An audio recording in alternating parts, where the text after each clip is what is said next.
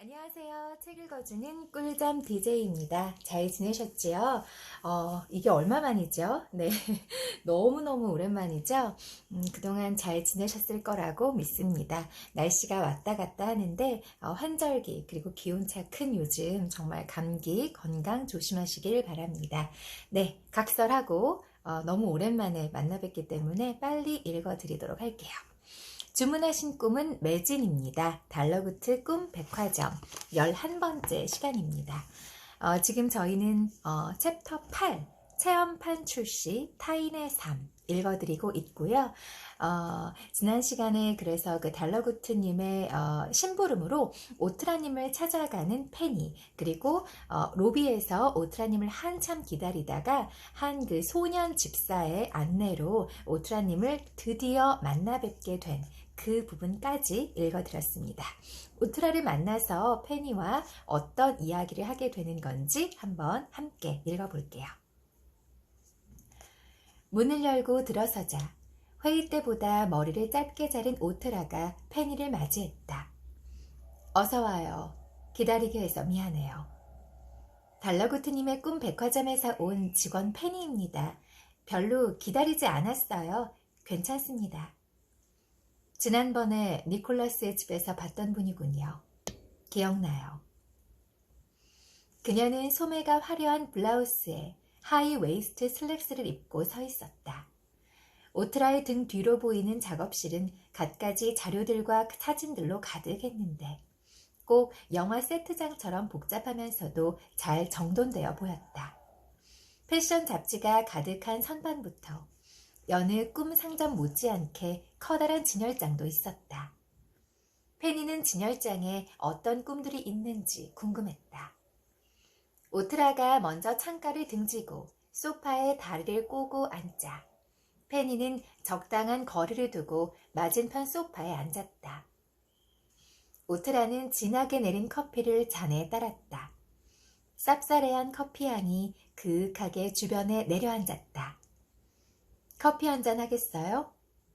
전 괜찮아요. 바깥에 계신 일하시는 분들이 마실 거며 간식거리를 잔뜩 주셨거든요. 그랬군요. 난 한잔 해야겠어요. 조금 피곤하네요. 아침부터 상담하러 온 손님이 3명이나 있었거든요. 그렇지 않아도 조금 전에 나가는 여자 손님을 봤어요. 듣자 하니 그분은 벌써 여러 번 오셨다고 하더라고요. 맞아요. 주로 자기 삶을 부정하는 사람들이 내 사무실을 주로 찾아오죠. 그 여자 손님도 마찬가지예요. 그녀는 자신과 다른 사람의 삶을 비교하느라 매일매일을 허비하고 있어요. 갈수록 그 정도가 심해지고 있죠. 오트라가 긴 손가락으로 짧은 머리칼을 쓸어넘겼다. 몇 번 더 상담한 후에 꿈을 제작해야 할 것 같아요. 아직 저 손님이 원하는 바를 정확히 모르겠거든요. 어떤 식으로 도움을 줘야 할지 아직 고민 중이에요. 오트라가 커피를 들이켰다. 그건 그렇고 오는 길은 힘들지 않았나요? 전혀요. 차를 보내주셔서 편하게 왔어요. 감사합니다. 페니는 대화하면서도 두꺼운 문을 달아놓은 진열장에 자꾸만 시선을 빼앗겼다. 로코코 스타일의 과한 장식이 인상적인 진열장에는 안 어울리게 디지털 온습도계가 붙어 있었다. 공기 순환용 서큘레이터도 달려있는지 낮게 위잉거리는 소리가 났다. 안에 들어있는 꿈들은 분명 아주 귀한 것들일 것이다. 요란한 진열장이죠? 잠깐 구경할래요? 그래도 되나요? 페니가 반색했다. 물론이죠. 오트라가 자리에서 일어나 진열장에 다가갔다. 꿈 상자에는 포장재가 겹겹이 둘러져 있고 몇 개는 커다란 박스에 따로 담겨서 큼지막한 자물쇠까지 달려 있었다. 페니는 야스누주 오트라가 멋진 옷을 쇼핑하는 것만큼 귀한 꿈을 수집하는 데도 취미가 있다는 것을 익히 들어 알고 있었다. 여기 있는 것들은 전부 내가 발품을 팔거나 경매에 참여해서 어렵게 구한 것들이에요. 오트라가 진열장 문을 열어 자물쇠가 달린 상자를 꺼냈다. 이건 제작된 지 30년이 넘은 꿈이에요. 돌아가신 스승님께서 만드신 거죠. 너무 오래돼서 상하지 않았을까요? 괜찮을 거예요. 스승님의 꿈이 상하는 건 본 적이 없거든요. 내가 워낙 관리를 잘하기도 했고. 오트라님의 스승님은 어떤 꿈을 만드는 분이셨어요? 페니는 자신이 전설의 꿈 제작자와 사적인 이야기를 나누고 있다는 사실이 감격스러웠다.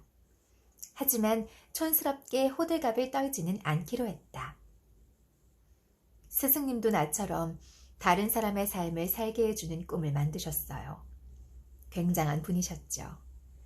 꿈 하나하나에 혼을 담아야 한다고 늘 말씀하셨어요. 나는 평생 그분의 발끝도 따라가지 못할 거예요. 그래도 오트라님은 전설의 꿈 제작자 중 한 분이시잖아요. 스승님도 자랑스러워 하실 거예요. 페니가 그녀를 치켜세웠다.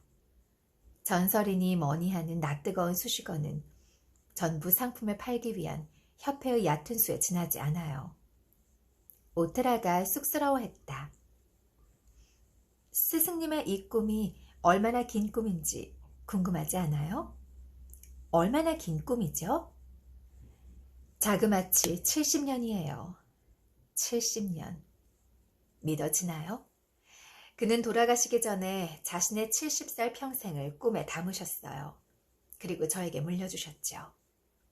난 가끔 스승님이 사무치게 그리울 때마다 저 꿈을 열어서 꿔버릴까 생각해요.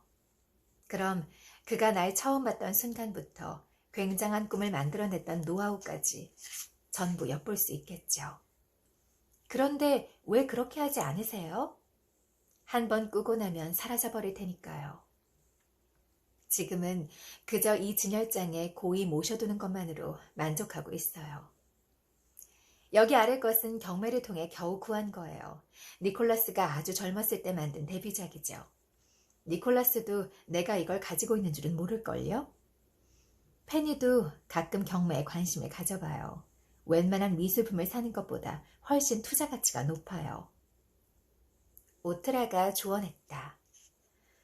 자, 이제 다시 일 얘기를 해볼까요? 오트라는 책상 쪽으로 가더니 서랍에 깊숙이 넣어두었던 작은 상자를 꺼냈다. 두 사람은 상자를 가운데 두고 소파에 다시 마주 앉았다. 일전에 받은 샘플로 만들어본 체험판이에요. 상품명은 달러구트가 제안한 대로 타인의 삶으로 했으면 좋겠어요. 마음에 쏙 들어요. 이거 페니의 대사인 것 같네요. 제가 다시 읽어드릴게요. 일전에 받은 샘플로 만들어본 체험판이에요. 상품명은 죄송해요. 오트라 대사가 맞았네요. 그냥 갈걸. 저 너무 실수했지만 다시 녹음하지 않고 이대로 올릴게요. 죄송합니다. 다시 읽어드리겠습니다. 일전에 받은 샘플로 만들어본 체험판이에요. 상품명은 달러구트가 제안한 대로 타인의 삶으로 했으면 좋겠어요. 마음에 쏙 들어요. 그런데 이건 어떤 손님들에게 전해지게 될까요? 달러구트님은 통 미리 가르쳐주질 않으셔서. 페니가 머쓱해했다. 내가 너무 옛날 사람인 건지는 몰라도 요즘 사람들은 타인과의 비교를 필요 이상으로 집요하게 하는 면이 있어요. 물론 어쩔 수 없는 부분도 있겠죠. 오트라가 어깨를 으쓱했다. 하지만 내 삶에 집중하지 못할 정도라면 그건 분명 문제가 있어요. 이건 그런 사람들을 위해 기획된 꿈이에요. 오트라가 작은 상자를 페니 쪽으로 밀었다. 분명 인기 상품이 될 거예요. 오트라님이 만드셨으니까요. 전혀요. 사려는 사람이 없어서 완전히 실패작이 될 수도 있어요. 나도 달러구트가 어떤 식으로 이 꿈을 판매할지가 궁금해요. 보통 내 꿈은 인기가 없거든요. 오트라가 겸손하게 말했다. 그럴 리가요. 없어서 못 팔 거예요. 아니에요. 작년에 출시했던 내가 괴롭혔던 사람으로 한 달 살기는 평론가들로부터 좋은 평가를 받았지만 판매 실적은 저조했어요. 어느 누가 자신이 괴롭혔던 사람이 되어보고 싶겠어요? 제목을 좀 더 애둘러서 지을 걸 그랬어요. 오트라가 소탈하게 웃었다. 내 작품은 광고를 하지 않으면 잘 팔리지 않아요. 그래서 그렇게 텔레비전 광고나 옥외 광고에 돈을 많이 들이는 거예요. 광고비를 줄였더라면 진작 사무실의 커튼을 새 걸로 바꿔 달았을 거예요. 아무튼 이번엔 홍보도 하지 않은 상태니까. 이 꿈이 실제로 팔리기 위해서는 달러그트와 페니의 역할이 아주 중요해요. 페니는 입사 이래로 이렇게 막중한 임무를 맡은 건 처음이었다. 네, 저만 믿으세요. 고마워요. 오트라가 웃었다. 아참, 상자들끼리 섞이지 않으려면 표시를 해야겠죠? 오트라는 상자 겉면에 글씨를 적어 넣었다. 타인의 삶, 체험판, 야스누즈 오트라. 페니는 미션을 받은 특수 요원처럼 비장한 표정으로 가방 깊숙한 곳에 상자를 집어넣었다. 그리고 서둘러 저택을 빠져나와 곧장 꿈 백화점으로 돌아갔다. 이런 꿈을 만들었군요. 타인의 삶. 내가 부러워하는 사람이 되고 싶겠죠? 아무래도 내가 저 사람으로 하루만 좀 살아봤으면 좋겠다. 이런 사람의 꿈을 꾸게 되지 않을까. 와서 난 이 사람은 진짜 싫어. 이 사람으로 한번 살아보는 건 어떨까? 하고 그 꿈을 사진 않을 거 아니에요. 그렇죠? 내가 부러워하는 어떤 동경의 대상, 닮고 싶은 사람의 삶을 내가 하루 좀 꿈꿔보고 싶다 하고 그런 꿈을 사게 되지 않을까 싶습니다. 저라면 글쎄요, 누구로 살아보고 싶을까? 요즘 뭐 하루라도 제니로 좀 살아보고 싶다. 이런 사람들 많더라고요. 네, 제니 너무 매력적이죠? 오늘은요, 제가 아시다시피 요새 너무 바쁜 삶을 살고 있기 때문에 사실 제가 요즘에 찻자리도 자주 갖고 있는데 오늘은 시원한 제가 좋아하는 라떼를 사서 마시면서 지금 녹음을 하고 있습니다. 너 뭐 하느라 그렇게 바쁘니? 라고 물으신다면 네. 제가 공부하고 있는 것은요, 임상심리입니다. 네, 임상심리학과에 입학을 했고, 아시는 분들은 아시겠지만, 임상심리 정말 배울 게 많고, 시험도 어렵고, 그래서 사실은 제가 이렇게까지 어렵고 할 게 많았다라는 걸 미리 알았더라면, 글쎄요, 좀 시작하기가 어렵지 않았을까? 그런 생각이 들 정도입니다. 임상심리는 아시는 분들은 아시겠지만 그 상담을 할 때 내담자를 좀 더 효과적으로 돕기 위해서 이 내담자가 어떤 치료 방법을 치료 방법을 사용을 하면 좀 더 빠르게 좀 더 효과적으로 상담을 받고 정신병이나 어떤 신경증 같은 그런 병들이 좀 쉽게 나을 수 있겠다, 증상을 좀 더 완화시킬 수 있겠다 하고 그 상담의 치료의 방법을 택하는 데 도움을 주는 여러 가지 다양한 그런 심리검사 기법을 배우는 그런 학과입니다. 그래서 정말 다양한 심리검사가 있잖아요. 셀 수 없는 뭐 다중인격 검사인 뭐 MMPI도 있을 것이고 BGT도 있고 저도 이런 용어를 처음 듣게 된 거예요. 뭐 밉시 검사도 있고 정말 다양한 그 심리검사, 지능검사 이런 것들이 있는데 당연히 어떤 검사들이 있는지를 알아야 나를 찾아온 내담자, 나를 찾아온 환자를 보다 제가 더 잘 도울 수가 있을 거잖아요. 그래서 이 사람에게는 이런 검사를 하면 좀 더 이분의 증상과 혹은 이분이 가지고 있는 스키마, 기존에 가지고 있는 이분의 그 자동적 사고를 내가 좀 더 쉽게 파악할 수 있겠다. 그러려면 어떻게 해야 될까요? 많은 그 검사들을 제가 잘 파악하고 있어야겠죠. 그리고 그런 검사를 이분에게 실시했을 때 그것을 제가 해석하고 판단하고 제대로 적용할 수 있는 그런 지식과 지혜가 필요할 거예요. 그래서 제가 지금 임상심리학과에 입학을 해서 임상심리의 모든 것에 대해서 배우고 있습니다.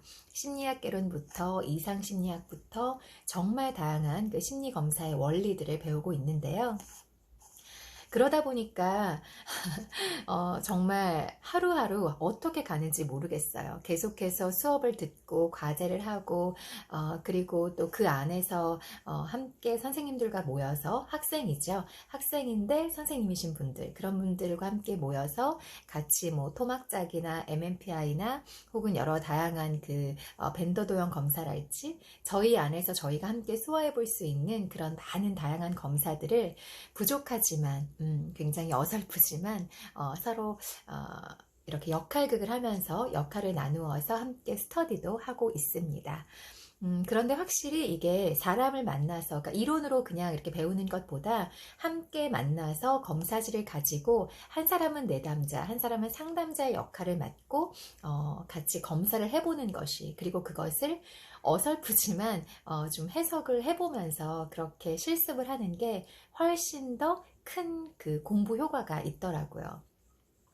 그래서 뭐든지 그렇겠지만 이론을 배웠다면 그 탄탄한 이론을 바탕으로 해서 정말 직접 그 필드에 나가서 실습을 하고 경험을 하면서 그 안에서 부딪히면서 역동하면서 배우는 것이 정말 효과가 좋겠구나 그런 생각을 합니다.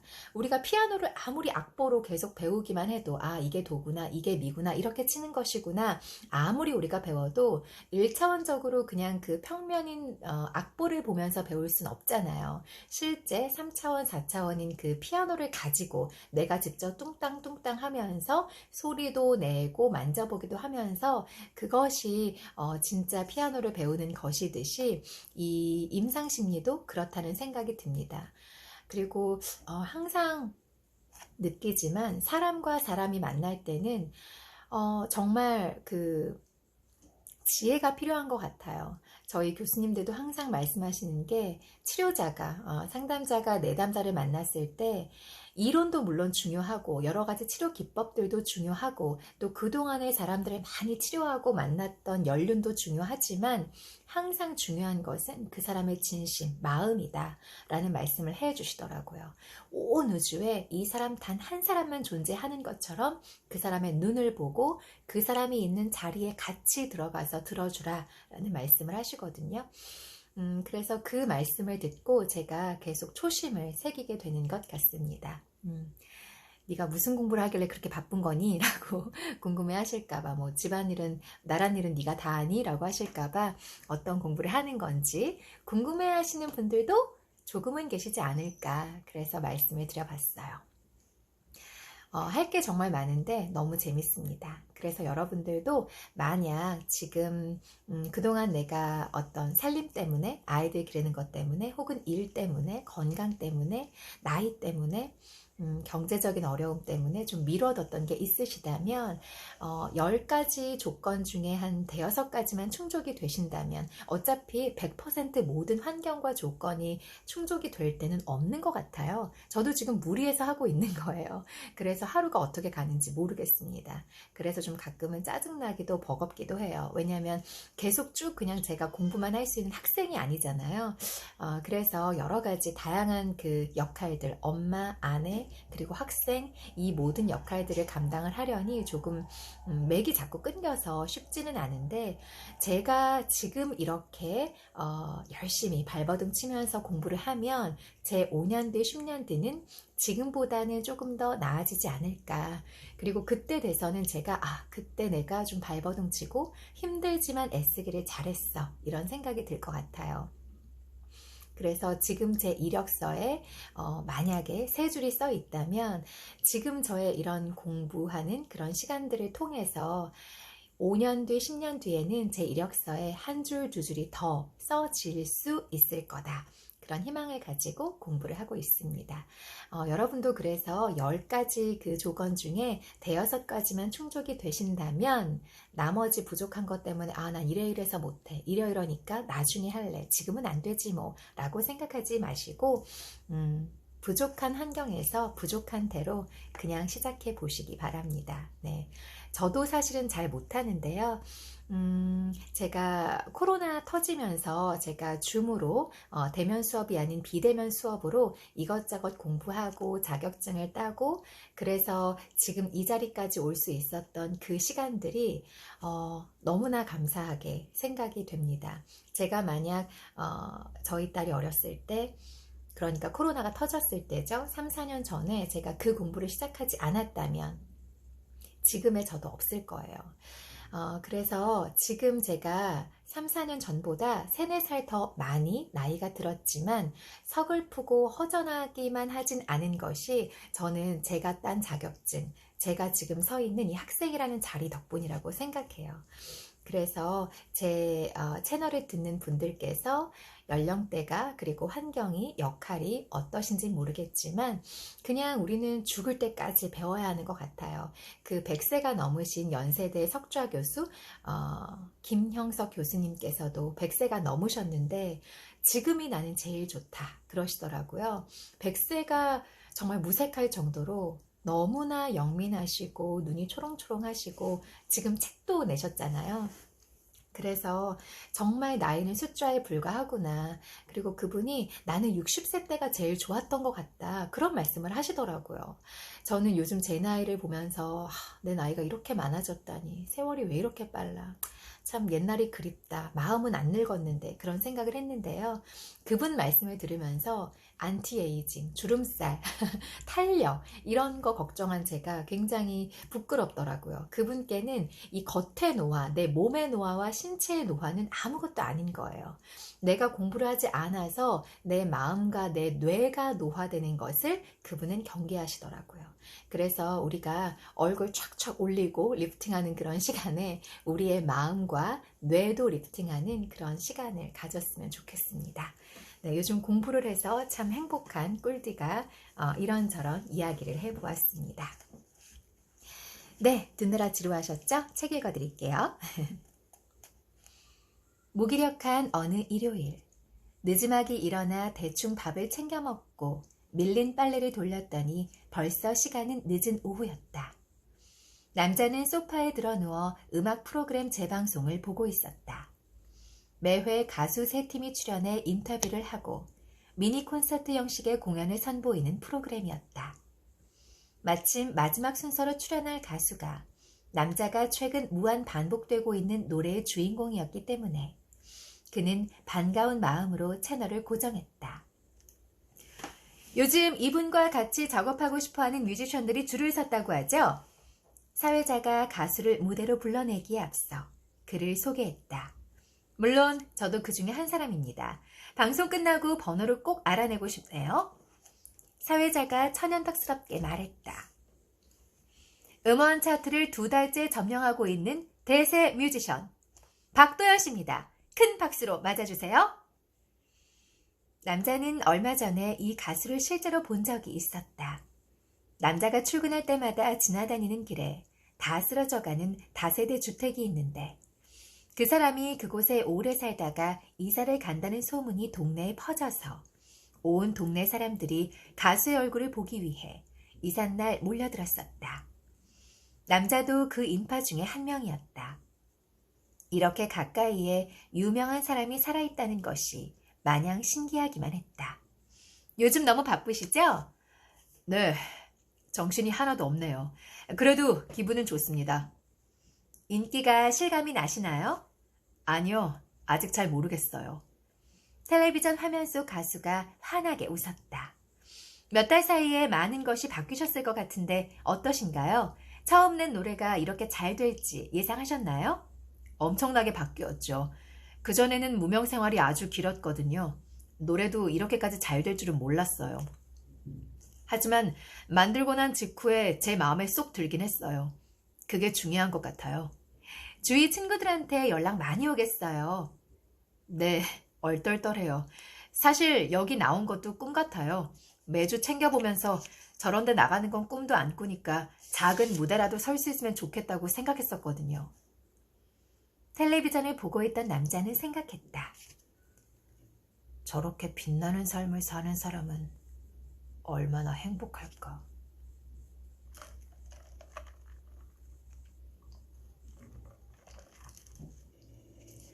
남자는 최근 들어 사는 게 따분했다. 연애도 하고 있고 직장에서도 자리를 잡아가고 있었지만 일어나 눈 뜨고 출근하고 매일 같은 장소에 갔다가 항상 보는 사람들만 보다가 점심시간엔 늘 똑같은 얘기만 하다가 야근하지 않으면 다행이라 생각하고 집에 오는 삶. 그리고 쏜살같이 지나가는 주말의 반복이 참을 만한 고문 같다고 느껴졌다. 저 가수는 이제 늘 새로운 사람을 만나고 새로운 경험을 하겠지. 수만 명의 사람이 알아봐주고 사랑받고 얼마나 좋을까. 저작권료도 엄청나다던데. 남자는 요즘 부쩍 매스컴에 나오는 유명한 사람들을 보면 저 사람은 몇 살인지, 스펙은 어떤지를 살피게 됐다. 그리고 자기보다 나이가 훨씬 많으면 내심 안심하다가 나이가 더 어리거나 동갑이면 흠칫하게 되는 것이었다. 비슷한 때에 태어났는데 이렇게 인생이 다를 수 있는 건가? 사실 남자는 지금 생활에 대단한 불만을 가진 것도 아니었다. 다만 조금 더 특별할 순 없을지 못내 아쉬운 것이다. 특별한 사람은 특별하게 태어난다느니 그런 사주팔자가 있다느니 하는 말을 들으면 자신은 특별하지 않은 삶을 타고난 건가 싶어서 잠옷 씁쓸해지곤 했다. 소파에 누운 채로 이런저런 생각에 빠지다 보니 눈꺼풀이 무거워지기 시작했다. 잘수록 잘 오는 게 잠이라더니 일어난 지 얼마 안 됐는데 또 졸리네. 남자는 텔레비전을 보다 깜빡 낮잠에 빠져들었다. 남자는 꿈 백화점 4층에서 낮잠용 꿈을 고르고 있었다. 그는 부담스럽게 따라다니는 직원 때문에 편하게 꿈을 고르기가 힘들었다. 낮잠용으로는 좋은 상품이 턱없이 부족해요. 요즘 또 낮잠 자는 사람도 많아지고 오늘은 심지어 주말이잖아요. 이럴 때는 꾸고 싶은 걸 꾸는 게 아니라 남아있는 걸 꺼야죠. 빨리 고르지 않으면 전부 매진될 겁니다. 점프수트를 입은 장발의 직원이 자꾸만 그를 재촉했다. 남자는 직원을 피해서 일상에서 짧게 여행하는 꿈이 진열되어 있는 코너로 왔지만 누가 봐도 즐거워 보이는 여행 상품들은 이미 다 팔린 뒤였다. 손님, 이건 어떠세요? 개인적으로 제가 좋아하는 꿈인데요. 직원이 또 따라와서 남자를 귀찮게 했다. 그가 들고 있는 것은 하늘을 날아 출근하기라는 꿈이었는데 하늘을 난다는 부분은 마음에 들었지만 출근하기 부분이 마음에 들지 않았다. 그래도 일요일인데 굳이 출근하는 꿈을 꾸고 싶지는 않네요. 에? 이게 싫다고요? 교통체증 없이 3분 만에 회사에 도착할 수 있는데? 스피도가 이해가 안 된다는 듯 펄쩍 뛰었다. 회사에 일찍 도착한다고 해서 퇴근이 빨라지는 것도 아닌데 기분이 좋아질 리가. 남자가 말끝을 흐렸다. 그게 문제가 아니라 출근이든 뭐든 빨리빨리 해치울 수 있다는 점이 좋은 거라고요. 뭘 모르셔도 한참 모르시네. 그냥 꿈 안 꾸고 잠이나 푹 잘래요. 남자는 더 실랑이 하고 싶지 않았다. 남자는 입이 삐쭉 나온 스피도를 뒤로 하고 엘리베이터를 타고 내려와 가게를 빠져나가려고 했다. 그때 나가려는 남자를 가까스로 붙잡은 것은 달러구트였다. 손님, 어느 정도 길이의 꿈을 보고 계십니까? 전 잠깐 잠든 거라서요. 15분 정도? 15분이라. 적당하군요. 뭔가 색다른 꿈을 원하시는 거죠? 어떻게 하셨어요? 전 정말 일상이 따분하고 재미가 없어요. 제 인생은 재미가 없어요. 맨날 똑같아요. 남자가 기다렸다는 듯 달러구트에게 하소연했다. 그러면 여기 다인의 삶 체험판은 어떠세요? 야스누즈 오트라의 시간 조절 노하우가 담겨 있죠. 실제로 단 15분만 꿈을 꾸실 테지만 꿈속에서 아주 길고 특별한 체험을 하실 겁니다. 달러구트가 적극적으로 설명했다. 체험판이니까 꿈값은 평소의 절반만 받겠습니다. 타인의 삶이라고요? 제목부터 구미가 당기네요. 어떤 삶이죠? 누구의 삶인가요? 꿔보면 아시겠지만 일약 스타덤에 오른 가수의 삶입니다. 당신도 아는 사람이죠. 남자는 떠오르는 사람이 있었다. 그렇지 않아도 그 사람이 나오는 프로그램을 보다가 잠들었는데 이거 참 놀라운 우연이군요. 글쎄요. 우연이 아닐지도 모르죠. 달러구트가 의미심장하게 말했다. 꿈속의 남자는 좁은 단칸방에 있었다. 잠을 못 자서 피곤했고 창작의 고통으로 짓무른 머릿속이 깨질 듯 아팠다. 좁아터진 방 안, 고물 컴퓨터에 어울리지 않는 고사양 프로그램을 돌리느라 금방이라도 터질 듯 우잉우잉거리는 컴퓨터. 마음이 답답해진 그는 작업하던 프로그램을 전부 닫아버린다. 기본적인 것들이 턱없이 부족한 생활 속에서 돈이나 명예에 대한 큰 욕심은 머릿속을 떠난 지 오래였다. 그저 곡을 만족스럽게 완성하는 데 온 신경이 집중되어 있다. 꿈속의 남자는 방충망까지 전부 열어젖히고 필사적으로 아침 공기를 들이마시며 정신을 차리기 위해 마른 눈가를 세게 문지른다. 근처의 대단지 아파트에 사는 사람들이 지하철역으로 가기 위해 남자의 집이 위치한 골목 모퉁이를 지나고 있었다. 지금 출근 중이지. 오늘 끝나고 만날까? 금요일이잖아. 그리고 전화통화를 하며 지나가는 직장인. 그건 자기 자신이었지만 꿈속의 남자는 자기 자신을 알아보지 못했다. 사람 구실을 못하고 있다는 자괴감, 근황을 묻는 친구들의 연락을 피하게 되는 못난 마음, 가족들에 대한 미안함으로 가득 찬 나날이 꿈속에서 반복된다. 그렇게 꼬박 보름 동안의 시간이 꿈속에서 흘러갔다. 낮잠에서 깨어난 남자는 자신이 아주 잠깐 잤을 뿐이라는 걸 알았다. 잠들기 전에 보던 음악 프로그램이 아직도 끝나지 않았던 것이다. 가수는 이제 마지막 노래를 시작하기 전 짧은 멘트를 하고 있었다. 이건 제가 8년 동안 무명 생활을 하면서 느꼈던 감정들을 담은 노래예요. 밖에서는 괜찮은 척 했지만 집에 오면 고스란히 느껴지는 감정들. 돌아보면 어떻게 버텼나 싶었던 때의 기억입니다. 자그마치 8년? 남자는 꿈속에서 고작 15일 동안 겪었던 고통스러운 시간을 떠올렸다. 남자는 아무 확신도 없는 채로 8년의 세월을 살아온 그 가수의 마음을 감히 상상할 수 없었다. 같은 방향을 사는 사람들을 거슬러 가는 편의점. 제가 지금 읽은 이 두 줄은 노래 가사예요. 노래 가사인데 노래로 불러야 되는데 그냥 제가 읽었습니다. 제가 저희 딸한테 읽어줄 때는 이 부분에 제가 음을 붙여서 제가 노래처럼 같은 방향을 사는 사람들 뭐 이렇게 불렀는데 민망하니까 제가 그냥 읽을게요. 가수는 담담하게 노래하기 시작했다. 남자는 꿈속 자신의 모습이 아직 눈앞에 잔상으로 남아있었다. 그리고 그 모습은 텔레비전 속에서 노래를 부르는 가수의 얼굴과 이상하게 겹쳐 보였다. 어느덧 베란다 밖으로 지는 햇살이 거실로 강하게 들어오고 남자는 눈을 찌푸렸다. 오늘따라 지는 햇살이 아침에 떠오르는 햇살보다 강하게 느껴졌다.